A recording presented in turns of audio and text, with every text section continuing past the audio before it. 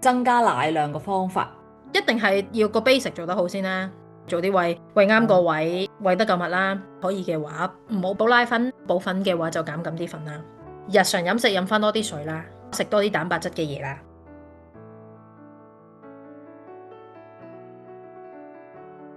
如果你本身奶量已經 OK 噶啦，係今日突然之間病啊，或者翻工啊，壓力大啊，啲奶跌咗呢，嗰啲時間呢，你就可以用其他方法啦，包括去飲媽媽奶茶啦，即係嗰啲代茶啦，或者係食某啲嘅 supplements 啦。有啲 supplements 係幫到嘅，